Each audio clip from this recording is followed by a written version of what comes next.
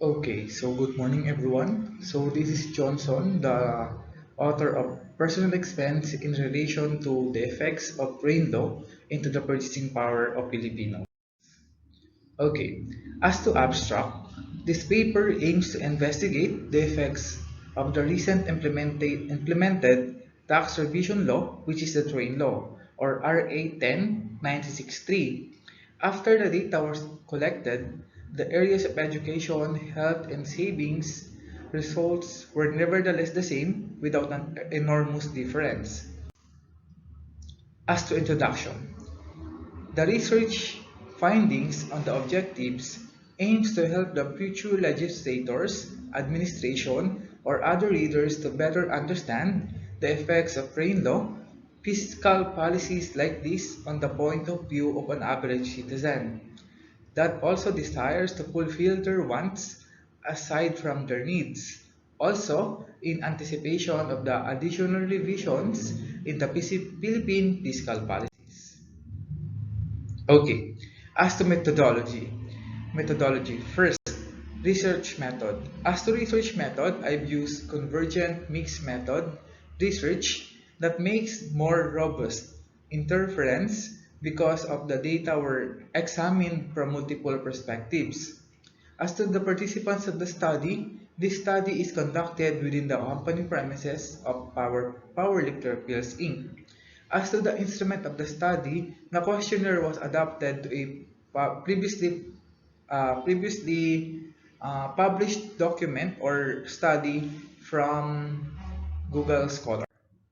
So okay, so let's go to the 4-point Likert scale that I've used. So here it is. Okay, let's go to results and discussions. As to education, we have 5 questions that mainly revolve around whether you will send your family member into private schools, can you afford to buy books or new books and school supplies? Also, are you willing to join or can you still afford to send your family members to join field trips? Also, next question, can you still afford to help to have your family member to have a tutor? Next, can you still allow your family members to attend workshops? Okay, as to those 5 questions, we have an average of 1.35, which is strongly disagree. Generally speaking, due to the implementation of train law, the purchasing decision of the respondents concerning to education was affected. Instead, that they would send their family member to a public school without books to purchase, field trips are not required, and tutoring services and workshops are not part of the requirement. Next, as to health, again we have 5 questions, namely, do you still afford to buy different types of organic and herbal medicines or supplements? Can you still afford to acquire health insurances?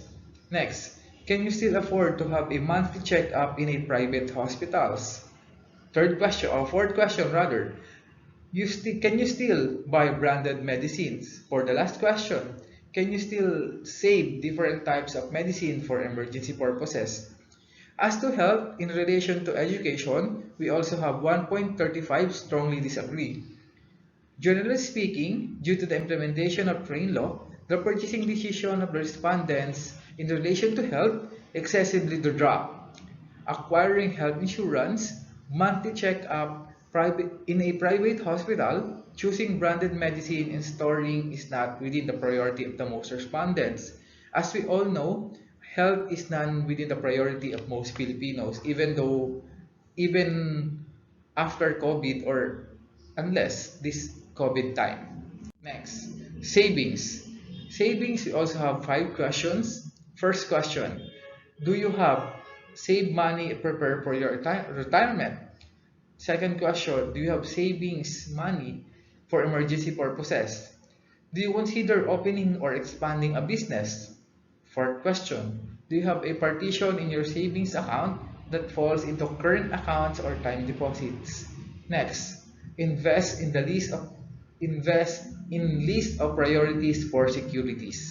Okay, Just like education and health, we also have 1.35 strongly disagree. The gap widens more in whether they are have time deposits and investments for the security, as if health is not one of the priorities at the same as to having savings. Filipinos are not well educated in terms of savings. Maybe this is one of the reasons behind the survey results. Okay, as to conclusion, trade law, together with inflation, reduce Filipino purchasing power. As a result, when it comes to education, most of the respondents are willing to have their children attend public schools. They are maybe less expensive, there are no mandatory books, trainings, or field trips. Most Filipinos having savings or and health insurances are equally non-significant. Again, it's non-significant. Study poll shows that having health insurances and savings is never in the deep concern of Filipinos. It is recommended that government should implement